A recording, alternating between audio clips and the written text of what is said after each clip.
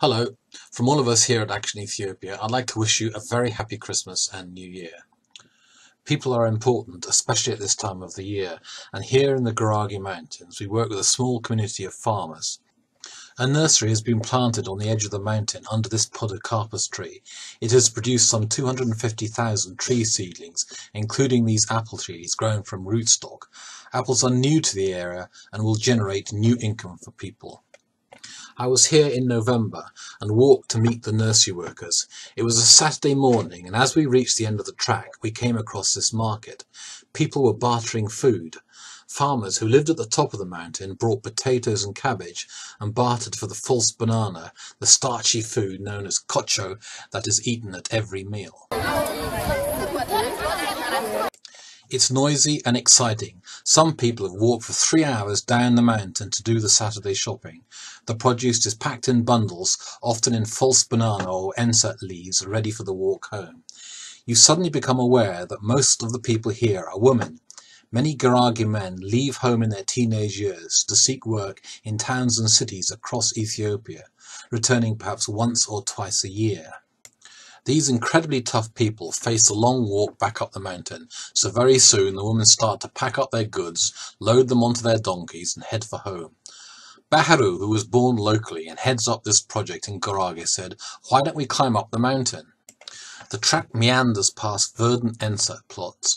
The thick, starchy fermented kocho comes from the base of the plant and can be stored by burying it underground. Enset does not grow above about 2,500 meters above sea level, so we leave it behind as we climb steeply up a rough track through juniper trees. As we clear the tree line, we're surrounded by giant heather. The view from this part of the mountain is spectacular. This is a small project working in these mountains, but the soil that is eroded from here is finally deposited 100 kilometers away at the top of this picture, causing siltation problems in Lake Zwei. As I reach the top of the mountain, the air is thin, and just as you think you've made it, there's another hill to climb. Surprisingly, when you reach the top, there's no mountain summit, but the terrain is flat and undulating, dramatic evidence of the shearing of the Earth's crust on this part of the Rift Valley. We're soon invited in for coffee. The beans are roasted over an open fire in an immaculate round thatched hut. We are invited to McConnon's house. You can see him here with his wife. McConnon is a surprising guy. His farming methods are a decade ahead of his neighbours. He's the first farmer I've ever seen in Ethiopia who has constructed high earth-banked hedges around his fields to keep his livestock in and other animals out. We arrive on St. Mary's Day and many women gather in McConnon's special guest room.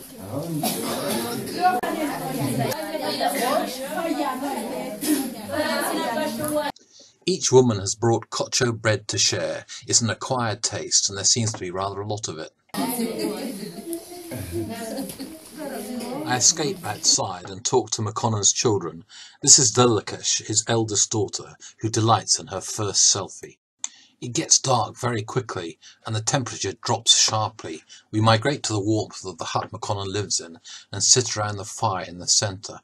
3/4 of the space is taken by sheep and cattle kept behind the barrier. The conversation quickly turns to farming. McConnon tells me of a problem he has with his sheep. I took this picture of his flock, making their way home earlier. He has had deaths because of the parasites they pick up around where they drink water. "Do you collect water for the house from the same place?" I ask. "Yes," he says. "It's a big problem for our community. Even the wild animals come to drink. We have 3 springs that run even when it's dry." They have built a low wall to keep the livestock out, but you can imagine that the many baboons that live on the cliffs make short work of this. They simply lack the resources or knowledge to do anything else. Action Ethiopia has capped springs like the one in this picture elsewhere, and we can build water troughs to benefit livestock. It would be a great Christmas present, wouldn't it, if we could do that for McConnon and his community at the top of the Garagi Mountain.